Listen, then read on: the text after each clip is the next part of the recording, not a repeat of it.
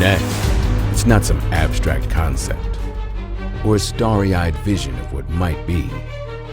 Next is happening right now at Bobcat.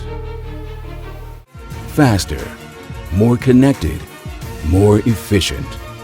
Who we are will never change, but how we do it always will. That was then. Next is now.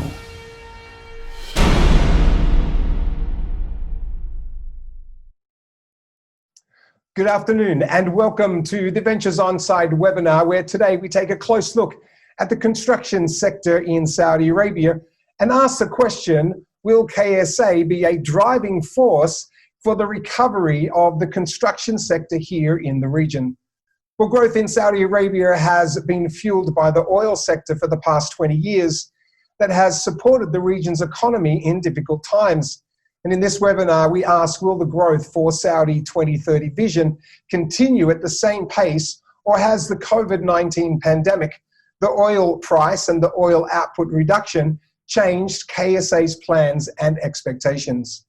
Well, in June, the IMF announced that Saudi Arabia's GDP would shrink by 6.8% this year as lower crude prices and the coronavirus battle Middle East economies. The kingdom has already resorted to budget cuts, scrapping the cost of living allowance and tripling its value-added tax to 15% from this month.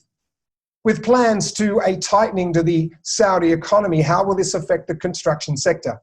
Well, clearly the Kingdom of Saudi Arabia has a future, but how quickly will we return to the normal post-COVID-19, or will it be a completely different platform for the construction sector, some calling it the new normal?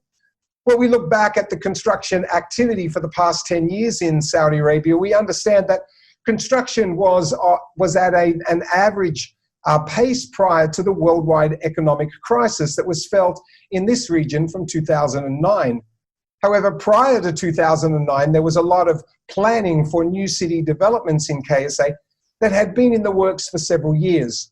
Well, when the 2009 crisis hit the region, the main construction focus at the time was in Dubai, and this country felt the most effect of the impact from the 2009 market downturn. Well, during 2009 and 2010, we then began to see a dramatic increase in the construction in Saudi Arabia as part of a strategic decision taken by KSA government to support the industry recovery. This decision led recovery for the entire region and encouraged many consulting firms, construction companies, and building product manufacturers and suppliers to enter the KSA marketplace. Well, oil price at the time was affected, but the Saudi government had cash reserves that were very healthy. This activity assisted the construction industry to establish further in the KSA region as the market peaked in 2014 and 2015. And since then, we've seen steady growth ever since. Well, this peak culminated with the Crown Prince Mohammed bin Salman's announcement of the Saudi Arabia's Vision 2030. And on the 25th of April 2016, he announced the vision and set in place a strategic framework to reduce Saudi Arabia's dependence on oil and to diversify its economy with the development of public service sectors such as health, education, infrastructure, recreation, and tourism. The key goal of the vision included a reinforcement of the economic and investment activities, increasing non-oil international trade, and for the promotion of a softer and more secular image in the kingdom. Well, from April 2016 until February 2020, we heard nothing but very positive support for the Vision 2030 as we experienced a very aggressive push forward with the development of Saudi Arabia, once again fueling private investment and development. And then COVID-19, and the entire world comes to a screaming stop. But it hasn't all been doom and gloom. Unfortunately, or fortunately, during the past 2 to 4 months, we have seen construction sites remain open, albeit at a slower pace throughout the entire GCC region. Consultants have had the opportunity to continue to design projects that were previously awarded and contractors continued to complete projects that were already underway. Industry suppliers to the construction sector, they maintained a very good supply and at a good pace, with many reporting, especially in Saudi Arabia, demand actually increased at the front end of the pandemic crisis. And this seems to really continue today.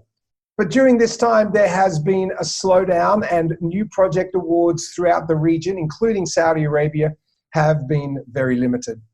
So we hear both challenge and opportunity for the Kingdom of Saudi Arabia.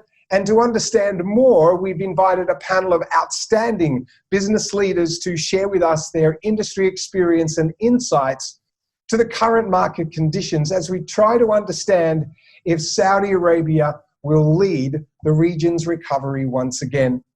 But before I introduce them, I'd like to give a shout out to our sponsor today, Bobcat. And I honestly don't need any script to talk about Bobcat. I am a fan of Bobcat. I think back to my youth, my childhood. My parents had a construction company in Australia, and I loved the day of excavation because it meant we could play with all the toys. And Bobcat has been just an outstanding piece of equipment, a manufacturer of high quality equipment for many years. Well, I'm talking 30 years ago, and the quality then was just amazing. And I'm sure Bobcat have continued to develop their product range. So if you are looking to add to your fleet of excavation equipment, please give the guys here at Bobcat a call. Well, I'd like to introduce our panel today. Please welcome the Senior Associate Director of BENOY, Eva Juszczyk. It's fantastic, Eva, for you to join with us. The Middle East Business Development Director for Water Solutions at Acciona, Mr. Julio De La Rosa, and the Chief Executive Officer for Kobani Construction Group in Saudi Arabia, Mr. Haytham Salah Eldin, and the Director of Operations in Saudi Arabia for AECOM, Rick Hopper. Thanks, Rick, for joining us. And the Partner and Managing Director for the MENA region of Kundal, Mr. Richard Stratton. Well, thank you so much for joining us. We look forward to your input as we take a close look at the construction activity for Saudi to understand where we are today and what the future holds. Well, is Saudi Arabia 2030 vision still on track? Or will we start to see media campaigns calling it the 2040 vision in compensation to the market downfall that we've experienced this year? Well, 2 months ago, we heard rumors that the number of projects associated with the 2030 vision were being scrapped. Was this fake news, or are these projects still moving forward? I'd like to hand over to Rick Hopper from AECOM as he opens up some discussion on this matter. Rick, what are you seeing in the marketplace today with regard to the 2030 vision?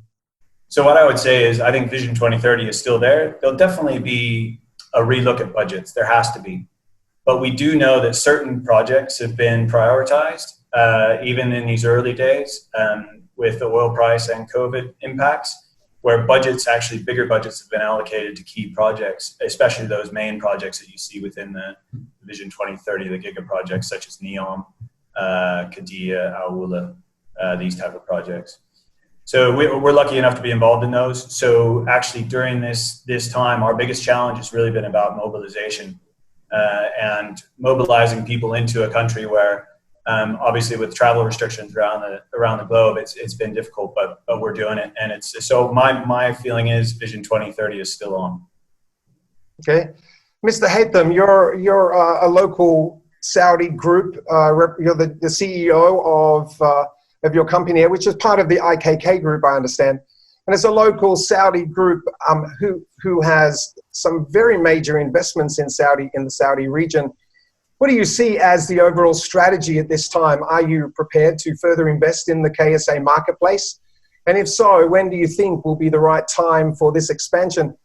I know that 2 years ago, the IKK group completed a 100 million Saudi Riyal expansion just to your glass processing business, which today is ongoing and very strong. I come from that background. And so this was just one of the downstream construction activities that your company is involved in. So how do you see the future activity in as a local business entity with multiple construction industry connections? Yeah. First, thank you all for this nice gathering. Thanks, Rick, for emphasizing that the vision of 2030 of the kingdom is still on. We do believe that it's still on. As for your question regarding the investment, anyone who thinks of investment, first thing jumps to mind, what is the return on investment? Maybe before the COVID-19, we were thinking mainly that the investment is the factory, is the building, is the facility. Now we changed a little bit. We shifted to the way we will do the business, how we will invest in how we will do that business. Definitely as a local group that has been in the kingdom for more than close to 50 or exceeded 50 years, always the investment were in the kingdom or in the region, in the Gulf region, and sometimes in Egypt. IKK Group invested over the past 3 years over 1 billion real in facilities, in many things, and I will not go to them. I'm not here to advertise for that, but all of them is coming from the strong belief that the Kingdom of Saudi Arabia is moving forward, and it will continue to go forward. And the important thing is that, and what makes Saudi Arabia different than the rest of the Gulf countries, is the demand, regardless to the resources. We all know that in Saudi Arabia there are living more than 30 to 35 million people. This by itself creates motorhead for any economy to go. It's unlike UAE, Oman, or Qatar, or Kuwait, where the population is much less than that. So when you are faced by an economic crisis, what happens in the crisis is that people start to go away. They go back to their homes. You are left with very few people. It's totally different in Saudi Arabia. You cannot do that. You have to keep the economy running. And this is where makes us believe that it's going forward. All of our projects, nothing has stopped. Nothing has stopped. Yes, it slowed down. This is normal. We had to rethink of the way that we are doing the business. We have to rethink of how to get the people emotionally attached to what they are doing, because people are scared. They don't know what's going to happen. If you don't show them how strong the entity is, and you don't systemize the way you are doing the work, and you show them more communication. We are communicating now with our people much more than ever. They are more involved in the decision. They are more engaged in what we do. So we have developed the work in a way, in a nice way, to enable us to be geared up, because the COVID-19 is a game changer. But there are two kinds of rules have developed. Are you seeing that confidence in the marketplace today, Hatem? Definitely. Okay. We have very high confidence in the marketplace. We see that all the projects are over the past 2-3 years were better structured from the financial aspects. So it's not easy to stop them. They have been well prepared for, well planned, and financed. So not just it takes more than a pandemic to stop them. Okay, very good. Well, the governments often lead economic recovery with infrastructure projects, and there has been significant news lately in Saudi Arabia about desalination plants and water treatment facilities. We do a weekly news update here at Ventures Onsite, and these infrastructure projects are always featured in our news updates. Acciona is very much associated to this sector of industry. But what has your connection seen in the last few months here, Julio? Is there talk of further infrastructure development, or are we really moving forward with these projects that are discussed in the news? Thank you very much, Philip, and I do apologize for the interruption. Yes, as you know, Acciona, Saudi Arabia was, is, and will remain as one of the key markets of Acciona Agua for desalination, for sure. Right now, we are working in 3 sites. Just for you to know, we are developing 1.3 million cubic meter per day capacity in desalination right now in the kingdom, able to provide potable water to more than 4 million people. This is just for you to take an idea of the size of the work that we are developing right now. Obviously, at the beginning of the situation, we were facing several challenges. The most important one was the disruption of the supply chain. But finally, we managed to solve that. As well, the access to the site and, the definition of the more secure procedure for developing the works as well was a challenge for us. But finally, we sorted out based mainly in the hard work of the team, and as well in a really positive and proactive approach from the client side, showing flexibility, being aware that a win-win situation shall be reached as soon as possible just to get out of this situation in the best position for everyone. And as well being fully aware about the essential services that we are provided, that is the supply of potable water that always is essential, but even more in this fight against the COVID-19, in which the water is an essential factor. So right now we are in a... Julia, what projects are you working on in Saudi Arabia today? Yeah, we are working, yes, as I mentioned before, we have 3 projects, 2 of them located in Daman. This is Hobart 1 and Hobart 2. And as well, the other one is located in Juszczyk. It's another desalination plant. The 2 first are for the Saline Water Conversion Corporation, and this one in Juszczyk is for SWPC. This is related to the project that we are doing the construction right now. Right now, we finally find a way out to keep the execution at a good pace. So I would say that we are almost close to like we were before. Now, you mentioned the SWPC. For those that don't know, this is the Saudi Water Partnership Company in Saudi Arabia, and they have some very aggressive initiatives to move forward with the development of what we know as an ISTP, an independent sewage treatment plant. This is called some very large consortiums to tender for some of these projects, which will be built and operated and financed, the whole thing. Are you involved in some of these new developments? Yes, we are involved in these 2 tenders, including 3 wastewater treatment plants to be developed in Medina, Buraida, and Tabuk. We are going to be one of the 5 to 6 developers already qualified, depending on the tenders. As well as WPC already tendered during this lockdown period of time, Jubail 3A, that is another desalination plant. But it's not only SWPC. As well, we saw the National Water Company releasing the long-term operation and maintenance contract for 15 wastewater treatment plants. So many things are happening within the kingdom related wastewater treatment plants. And as well as WCC keep moving forward for another 2 big desalination plants to be located in Shohaiba and Juszczyk. Well, you sound very confident there about your activities in Saudi. So that's a very positive point for us to take. That's it. So we are prudently optimistic facing the future. Fantastic. Well, the market downturn has affected all of our lives and our business activity, but has this time changed the way that we build? Is there new considerations for safety and digitalization, the site management that will drive construction efficiency in these developments?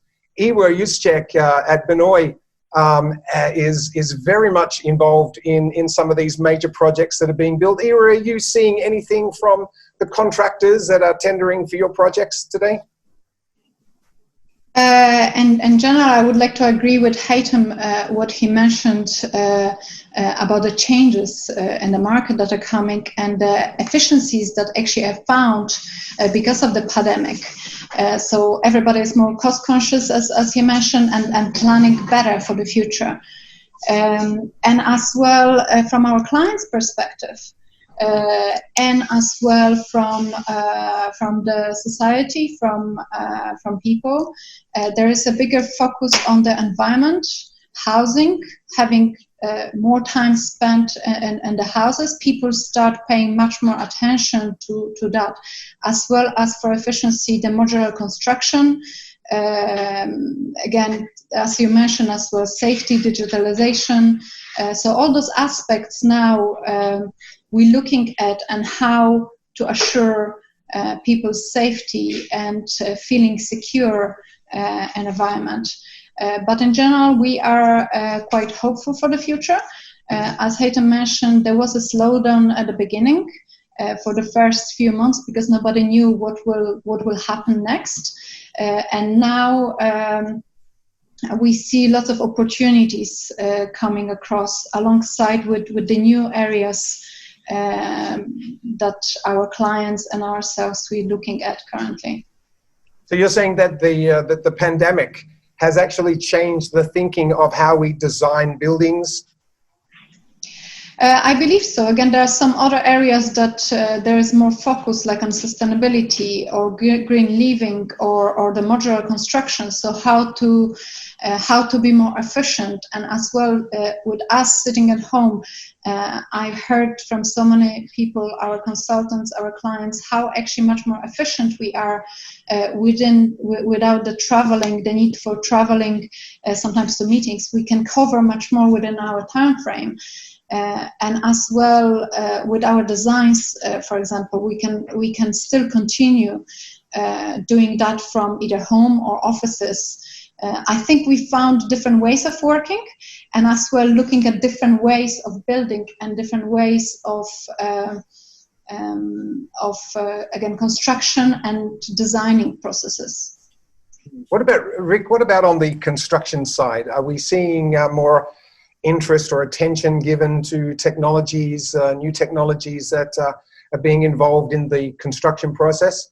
I know you guys just recently picked up that big project in the Red Sea, so yeah, up at Neom. Yeah, we, I guess I would just add to that what Ava was saying. I think taking a step back and looking at ourselves as designers and engineers, using our own offices differently is going to be definitely something that we'll be doing.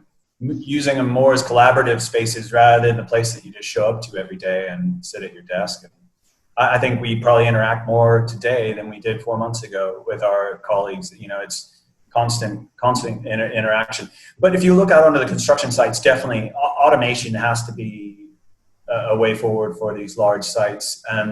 There's so much to get done in so little time, and there's only so many people. And if you look at the health and safety aspects, not just of COVID, but just of construction itself, I think there's really some amazing opportunities around automation, on-site automation. And I'm not just talking about kind of prefabricated construction and these type of things. I'm talking about heavy equipment automation. So I'm sure your sponsor Bobcat would have something to say about that, but other large OEMs are definitely investing heavily in automation. And if that can be brought to bear in a market like Saudi Arabia on projects the scale of what Saudi Arabia is doing, it's going to completely change, I think, the way especially those earthworks and early groundworks packages happen.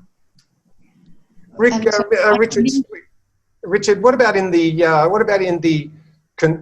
office? I mean, you have a beautiful background there of your empty office. I hope it's not that empty, but how are you finding COVID-19 affected the way that we run our business today? What's some of your input and takeaway on this? There's no doubt about it. It's definitely changed the way that we conduct our business, as Rick has said. The way that we interact with our clients, the way that we interact with our people. That's a given, and I think we've all had to come to terms with that. One of the things there's a few things in terms of takeaways. There's a number of things that we've learned. Some, when it sort of kicked in the Middle East, we as a business were ready for, because we have offices in Asia and they'd already been through it. But it's definitely highlighted the need for having continuity and contingency planning in place. And I think it's probably highlighted that more than ever.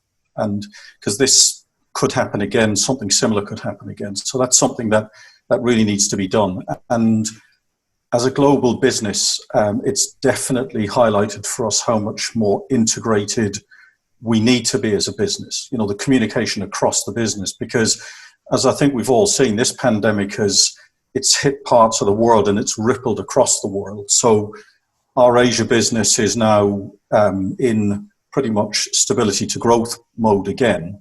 We're probably something similar in the Middle East, and in the UK, European parts of the business were probably more in the stability stage of that.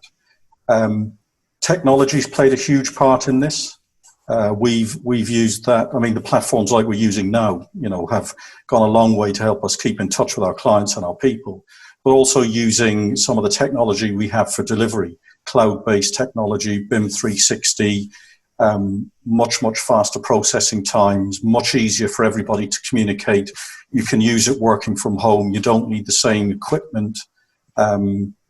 But I think probably the biggest takeaway for me, and I think it's quite interesting, when we've gone through this whole pandemic and the way that we've responded to it, because it's very real to everybody, because we're all experiencing it, is when you look at some of the environmental benefits that the pandemic has forced, air travel down, commuting down, what I really would like to see that we take away from this is take the positive lessons we learned and apply them to our climate crisis.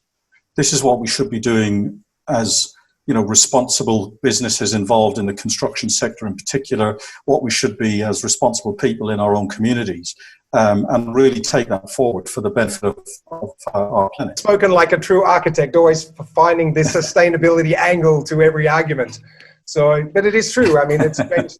COVID-19's changed our life. Has it been a difficult time? Absolutely, but there's been learning experiences throughout the whole process. Yeah. Ewa, how have you found the employee morale in your company? I've worked with a few different offices in the last few months, and I'll be honest to say that it's been a little bit down. But in your office, what are you doing about re-encouraging people to get back to work and to work hard? What's the status there? I think in general what we found that people actually worked harder or even longer hours. So what we try to implement is to make sure people take holidays when even if they stay at home. First, it's a way as well to protect the business, to make sure we won't end up in December with many holidays left, right? But as well to make sure people get the rest they require, because with the current situation, the work-life balance is challenged. People stay at home, people just stay and work longer. Obviously, the technology is with internet might be as well challenged. With our home laptops, it might not be as efficient as working from the office. But we found that actually people do tend to work harder, and what it goes as well from HR perspective, there are different type of people. Some people are introverts, some people are extroverts. So some people actually found that situation very suitable for themselves. The introverts, for example, they found it very suitable to work from home environments. Some other actually missed that vibe and people. So how we managed to or try to overcome this is actually this connectivity, what was mentioned by the colleagues, to connect more online. And we found that actually it's something that we will take on for the future as well. We have team meetings, we have directors meetings that they share with everybody, the whole company, what the strategies are, so people feel more at ease, what is happening, what the future opportunities are. And we found that actually by having those meetings and involvement of the whole teams make people feel more at ease and actually understand. So that connectivity actually did improve. That's something that we actually learned from that situation. Is this something that you will encourage in the future once we all get back to the office? Do you think that there'll be open opportunity for your people to work from home more? It's definitely so. At the moment, we do it slightly differently across the globe, but in general, we still have a split red-blue team for safety reasons as well. And the UK is still a requirement to have 50% of the staff. And we found people very well reacted to that. We encouraged them to travel, for example, and outside of the peak hours, so they feel more safe and they can choose. So it's more flexibility given. Having that within the office environment, we feel that and we see that people actually appreciate it, and we found efficiencies within that for the way the people work, and they have a choice, so they are more committed to work for the company. Yeah. Philip, can I add something to that? Yes, please. Because I think it's interesting. It's a really big issue, because as most of us, our businesses are our people, and one of the things we found, well, there's more than one thing, but two probably key things we discovered quite quickly was, as Eva mentioned, communication is key. The kind of transparency and keeping your whole employee base aware of what you're doing as a business, because people are worried about, companies have made redundancies, there's been salary cuts, there's the whole social isolation, and that creates a huge level of anxiety for your staff. So if they know that you're making responsible decisions, even if it is making salary cuts or having to make tough decisions, if your staff know why you're doing it, they understand their position, and I think they feel much better. And I think the other thing that's really important is keeping an eye on the mental health of your staff. Everybody's remote. We're all in very different, we all live in very different scenarios, particularly in this part of the world. A lot of our staff might live on their own. They're away from their families. They're isolated from their social group. And really just keeping in touch with them and adapting your sort of managerial and leadership styles so that you just have those little touch points. It doesn't have to be, 20 minutes, half an hour, but maybe making the odd phone call here and there and spreading that kind of communication across your leadership team so that you've always got your staff there and they feel connected. We found that really, really important across our global business, not just regionally. Yeah, that transparency is more important today than in the past. Yeah. I wanted to say the same. The transparency is the key, and also what we found with our teams. For example, last year we were struggling a little bit, having worked with our global teams on a distance, with people picking up the phone or just calling you on a time.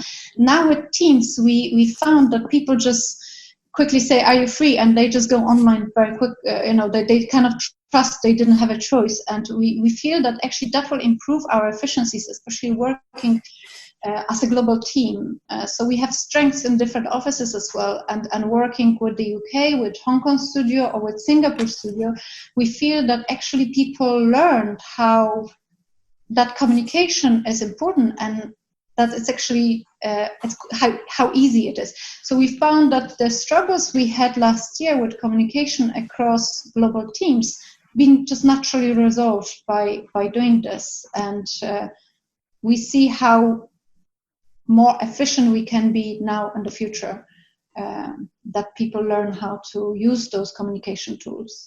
Well, that's very, very important, and we're all in business here. We all are either managing our own business or working for somebody else. But I mean, this degree of transparency, we hope is something that the industry has learnt.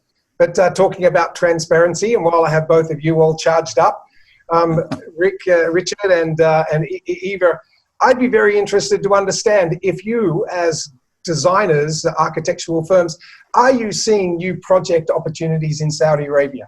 Have you guys secured any new projects in the last few months, or is everything just been on hold? So I would just like to mention there is, I guess we all reading the same news as well, and of course we have our own experiences. So definitely from what I hear, and as for projects we are involved in, and just even this morning I just read an article about the 4 giga projects still moving ahead, Neom, Qadiyah, Red Sea, Amala, but as well the Jeddah Tower that might be still moving.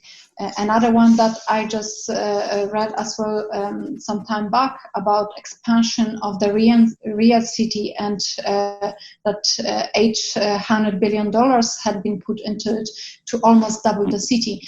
So there are opportunities. Initially, we found that we got quite a lot of inquiries, signing of contracts, signing new contracts. That a little bit slowed down. The projects we were working on already, like Rick mentioned before, they were still going ahead. There's lots of competitions against stuff that projects, designs that we can easily work from home and deliver those visions. Because looking at 2030, it's in 10 years' time. We still have time, and most of those projects are still on the pen paper stage. With, of course, like Qadiyah, that just signed off the contracts for the infrastructure and roads. So all of this we found that is quite optimistic moving into the future. And going back to the question that you were asking, whether the Vision 2030 will still happen, we believe that there are huge opportunities.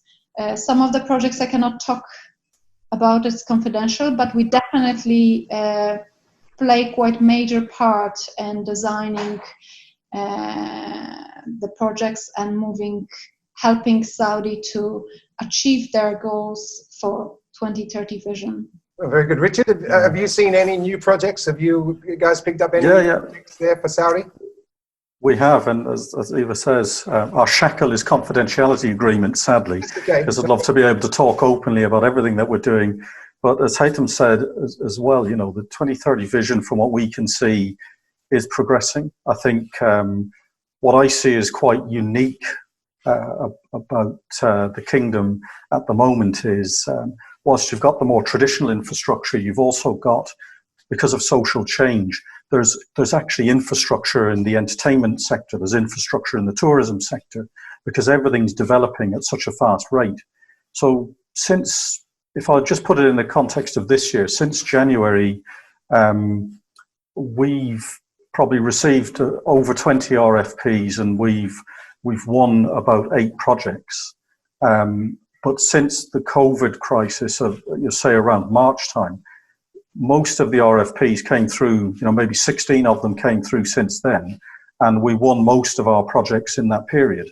And we've carried on working.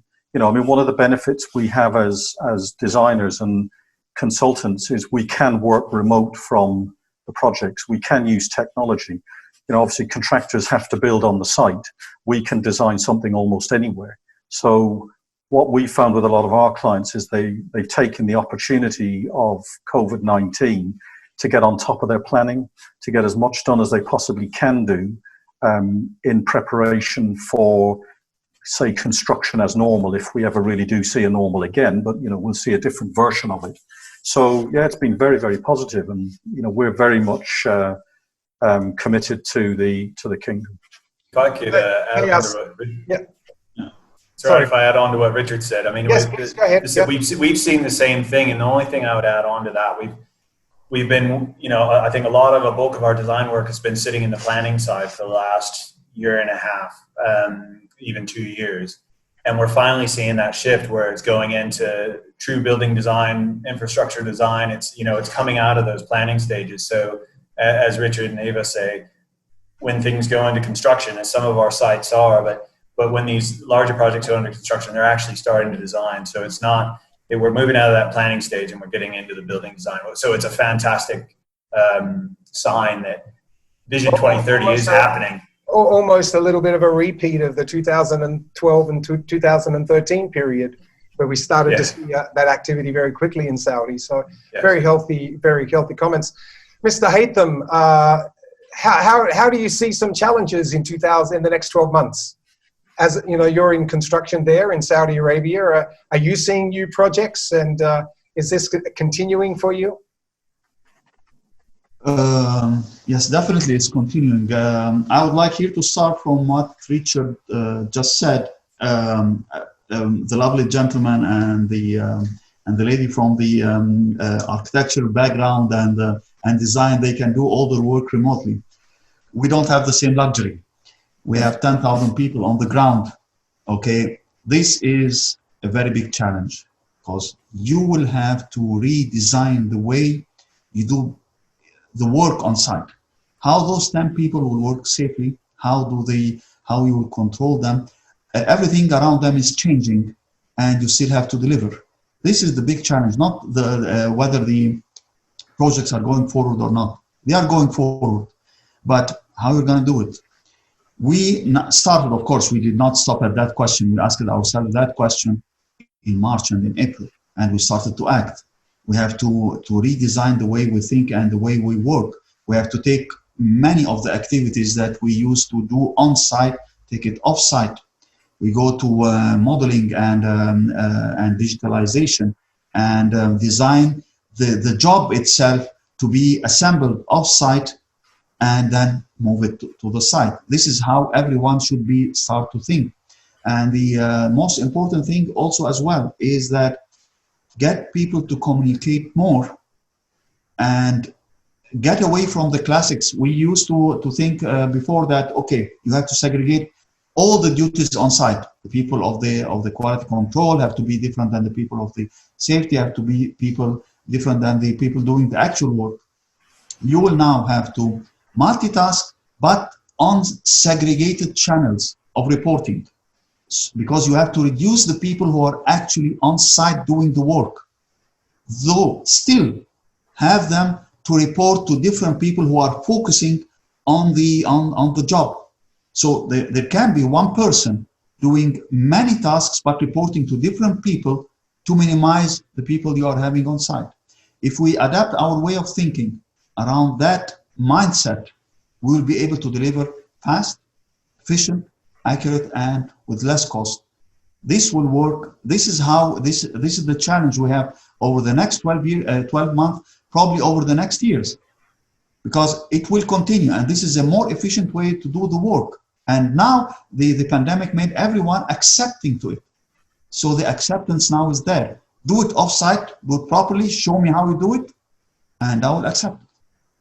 Julio, how do you feel about this subject, and what are some of the positive opportunities that you're seeing in the Saudi market as we progress to this time of recovery?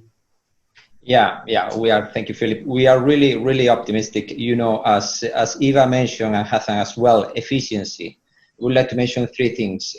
First, efficiency, because we are truly convinced that the implementation of most efficient technologies and way of work is needed. For example, right now in this situation that we are facing the lack of the income of the governments because of the reduction in the price of the oil, we do believe that the government and the authorities in general will be promoting and moving forward with the implementation of more efficient technology, like, for example, the reverse osmosis, if we compare with another desalination technology. And Hassan raised a really interesting point that digital revolution is more than communication tools that we have. For you to know, we need to program remote activities to be performed on the site. Just an example, we merging BIM, building information modeling, along with Internet of the Things. We were able to build a full digital twin of one of the desalination plants that we have. And we merged that with augmented reality. And we were able during the lockdown to perform the commissioning of one of our desalination plants.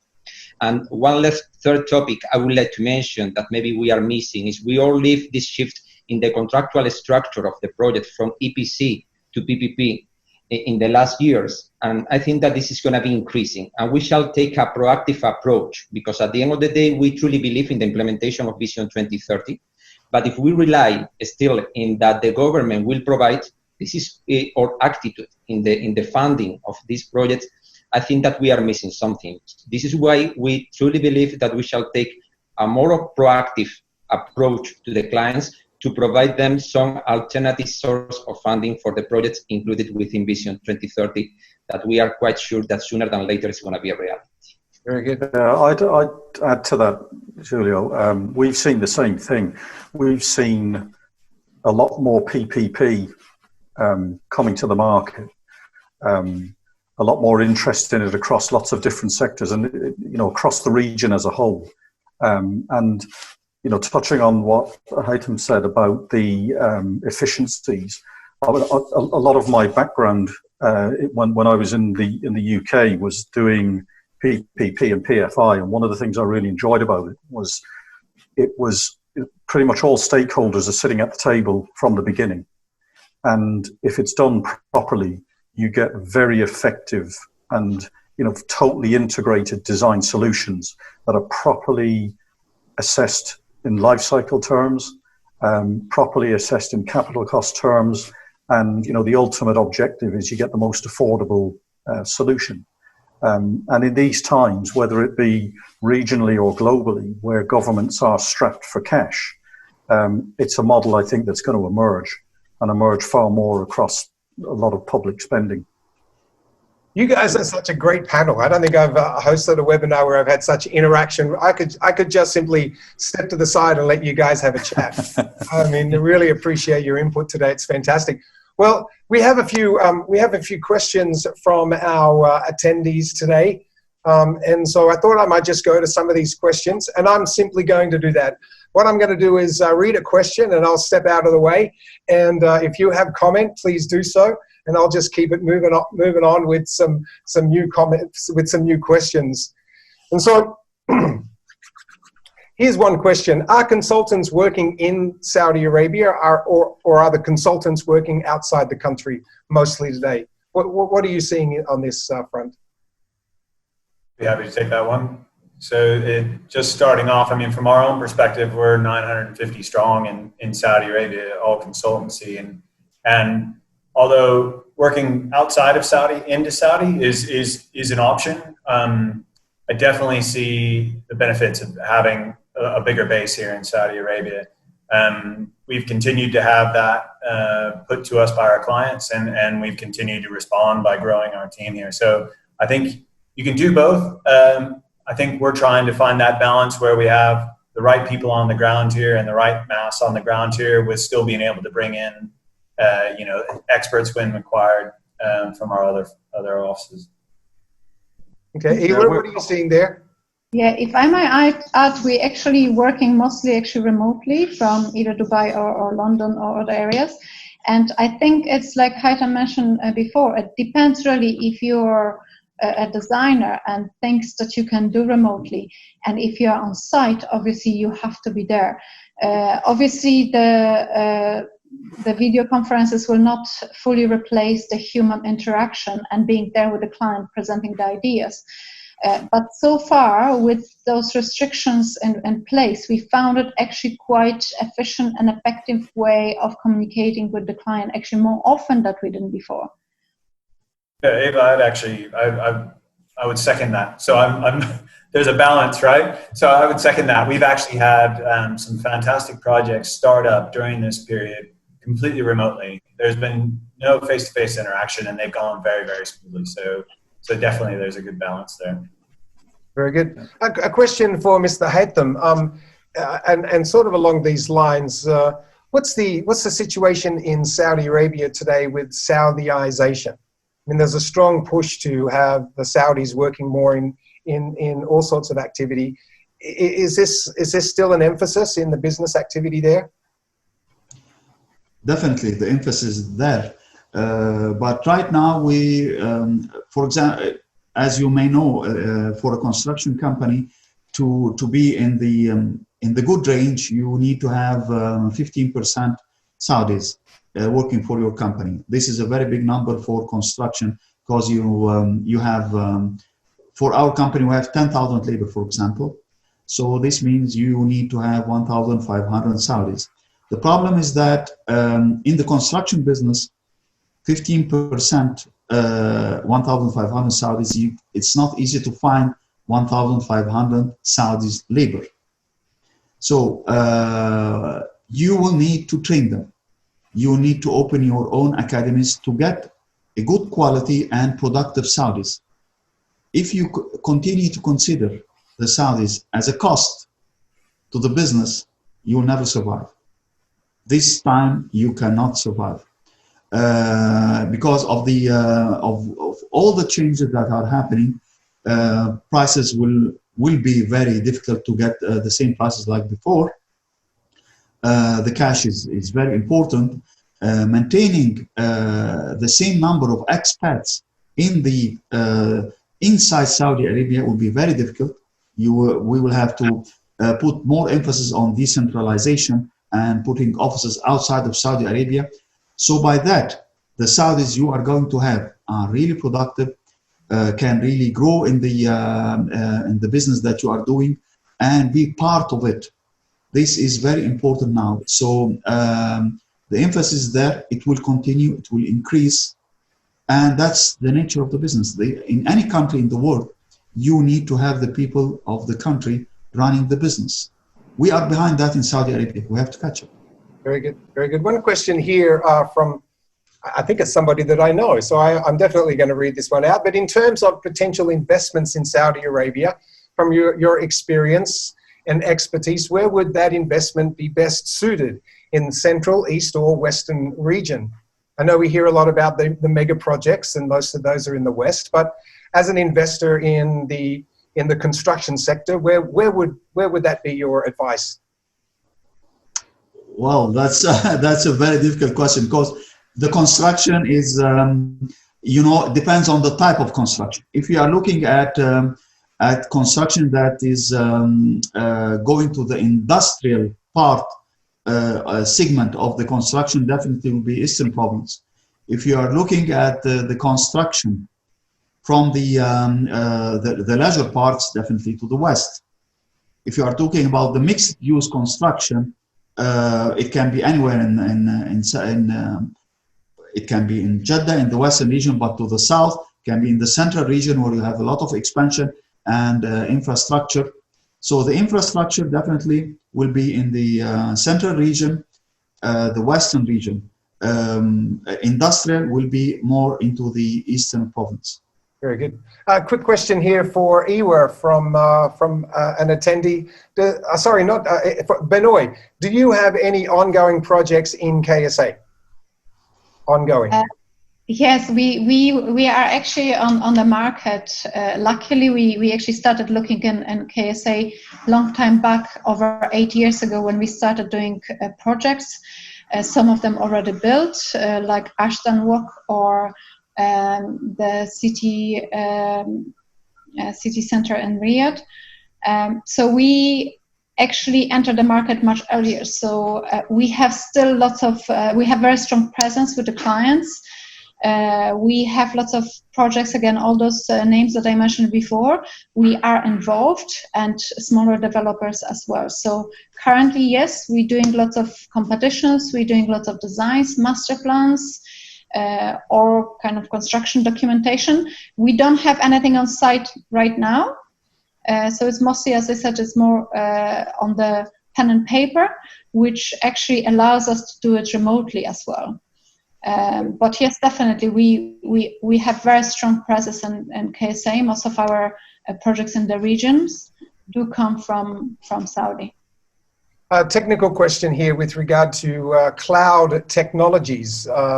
Maybe this can go to Rick or Julio. Have you seen more embracing of cloud technologies, cloud services? Of course, working more remotely, this has been something necessary, but how has this progress been in the last couple of months in Saudi Arabia?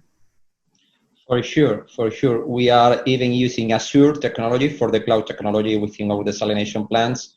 For sure, as I mentioned before, now that we have to rely more and more in performing remotely many tasks for the people on the field, as Hassan said, we do believe, and we have seen a significant growth in the cloud technology within the kingdom. But as I said before, what is coming is a digital revolution. It's just not a matter of this communication tools that we have. Cloud is we have to merge everything. And cloud has been merged with other kind of technology, because cloud, at the end of the day, is a way to storage the information. If we take the cycle to take a decision, this is just you gather the information, then you transform the data, then you transform the data into information because you are giving value, then you provide some structure to this information, and this is knowledge. And when you have the knowledge, you are able to take a decision. And the ability we have right now with the new technology is that you are able to run this cycle thousands of times quicker than ever. And even more, you are able to see the impact of this decision that you have taken and retrofit the lesson learned that you have. So to storage this amount of information, for sure, cloud technology is one of the foundations. Well, Julio, you have just such an incredible head of hair that Rick, Richard, and myself are very envious.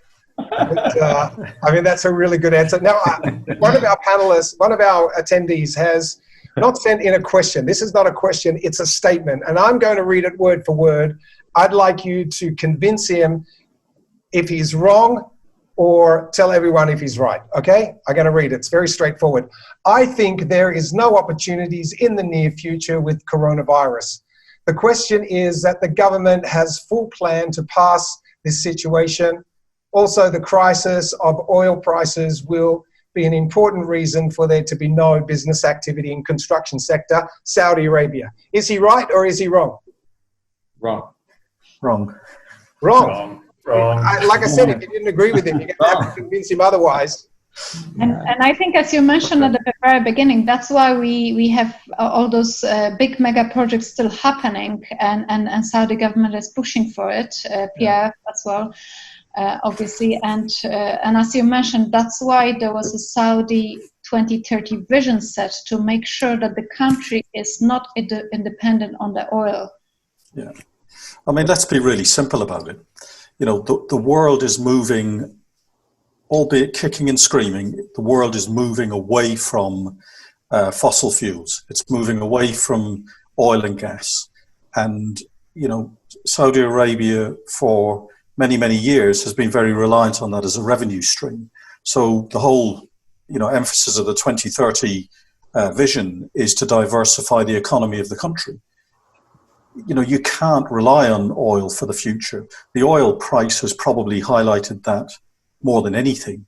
So you can definitely see that diversification is essential, and the quicker the better. The pandemic is, yeah, okay, it's made things more difficult. It's made things more complicated for companies. But actually, in some ways, it's been a sharp learning curve and enabled us to plan our businesses better. And as I was saying at the beginning, you know, most businesses, and okay, it's sad that some businesses won't get through it and haven't got through the pandemic, but most businesses that come out the other side of it will come out stronger, come out more resilient. And I think that will be the same with economies. And I think, you know, Saudi Arabia's vision, the 2030 vision, is very much about that diversification. So are we going to see absolutely everything happening right at this moment in time? Probably not. But are we going to see continued opportunity and growth into the future? 100%.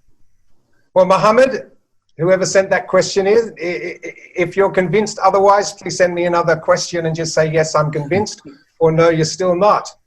Now, I have a very interesting question here from Bob the Builder. And he asks, have there been any new construction tenders released in the last few months, or should he just change his name to Bob? Bob the Builder, no longer being Bob. Maybe, well, at least he's got a sense of humour, hey? Maybe over your head, but have we seen any tenders recently in Saudi Arabia? Well, I can tell you from a PMC perspective, the PMCs that we're operating on, we're issuing tenders actively.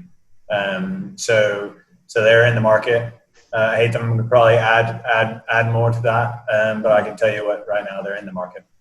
Good. Yeah. Haytham, are you seeing tenders? Yes, definitely. And as the colleagues were talking about the Qadiyah project, which just awarded, I think, yesterday or the day before, and 1 week earlier there was the expansion of the Red Sea airside of the airport.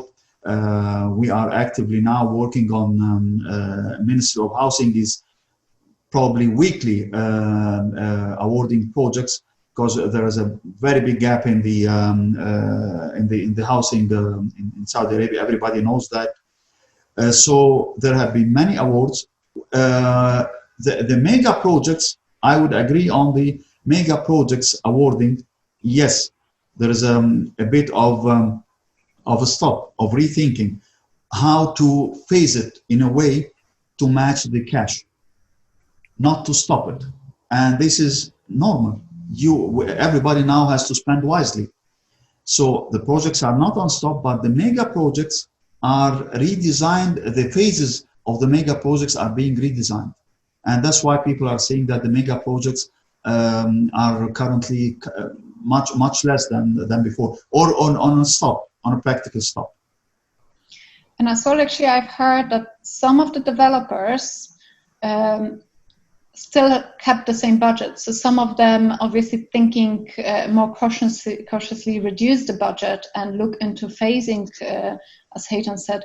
And some of them actually keep the budgets and try to make sure they keep going. There is some slowdown from reading the news. Again, that person asked about the whether contracts are awarded. I do recommend with that kind of interest to read like ME Construction News, that you can see what's happening. Obviously, there's lots of stuff that is happening in the background that is confidential, that we as consultants might not be able to speak about.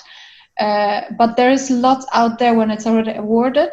It's in the press, and you can actually read about it and stuff that is still happening.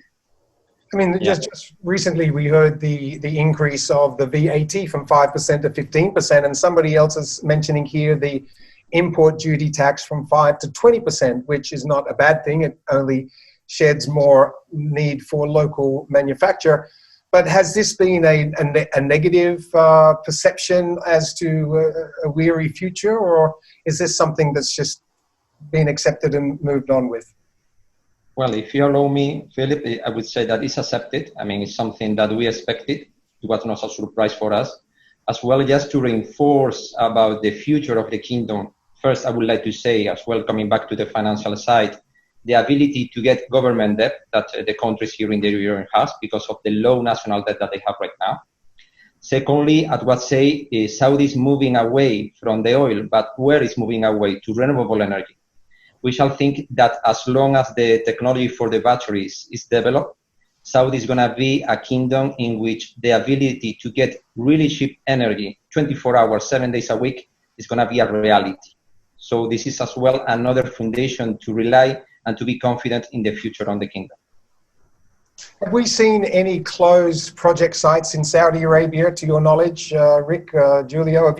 Have you heard of any construction sites closing because of COVID-19?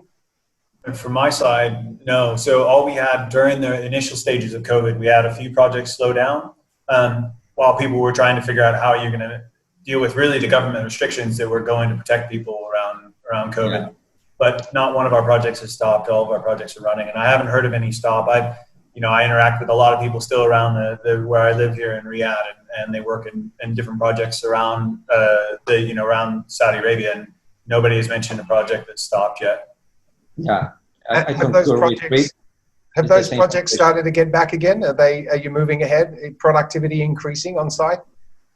Yeah, for sure. So, like I said at the beginning, I think the surprising thing for us has been the need to mobilize people during this time. So, we fully expected that there would be challenges, but we didn't believe the challenge would be around mobilization and actually trying to get people into the country. And that has been a challenge for us, something we're overcoming. But it's a nice challenge to have.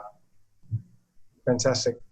Well, you guys have been just an outstanding panel, and I'd love to have you all back again to talk about something else. I think I just hand it over to you, and you'll just keep talking about construction. But your input today has been fantastic. I really appreciate the openness and the transparency wherever it was possible.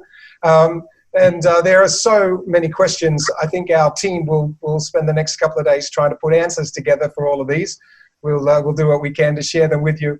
But it's been a great time talking about construction. I'm convinced that there seems to be a very strong movement forward in Saudi Arabia. And before this webinar, I had my doubts, I will say that. But I think that you have spoken very positively about construction growth in Saudi Arabia, and that's important for us. I am seeing some beautiful project designs in Saudi Arabia. Just recently, the Amala Airport and the Red Sea Airport, the Neom airports there, just beautiful designs, are very futuristic, very modern looking buildings. And I hope that we continue to see some magnificent projects being built in Saudi Arabia with very strong sustainability measures. And I'm sure Richard and Ewa will be behind that in full force. But guys, I really appreciate your support today. Very much appreciate the response from all of those that have joined us here in the webinar. It's been fantastic. But before we go there, I do want to have a nice shout out to our sponsor again, Bobcat. Thank you so much for sponsoring our webinar. And if you're looking for Bobcat's just one of those products. I don't know. Do you actually have competition? I mean, if somebody's looking for a Bobcat, they go and buy a Bobcat. I don't know of anything that's alternative, but I do know that they're a fantastic machine. And so it's been wonderful for you all to join us today. I do want to mention to you that next month on the 25th of August, we will be hosting our next webinar where we take a very close look at Egypt and we ask, is this still an emerging construction market? People don't realize the strength of activity that has continued through the coronavirus period of time. Significant number of projects that have been awarded. There have been some very strong winners in the marketplace. and we take a close look at that. I did some research the other day and was looking at the value of projects that are in design. And surprisingly, ranking number one was Saudi Arabia and then UAE, and creeping up very close behind was Egypt. And so there is a lot of project activity, and they are emerging as a very strong player throughout the MENA region. Well, so we'll keep you updated with the future developments there for our next webinar. And so thank you once again for joining us. Thank you so much to the wonderful panel that we've had today.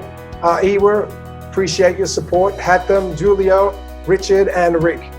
We look forward to continuing our good business relationship with you. And thank you so much for joining us today. Well, ladies and gentlemen who have joined our webinar, thank you so much. We really appreciate your support. Ventures On-Site will continue to do all we can to keep you informed with all the new project developments so that you can stay informed and competitive. Well, my name is Phil Higgins. Thank you so much for joining us.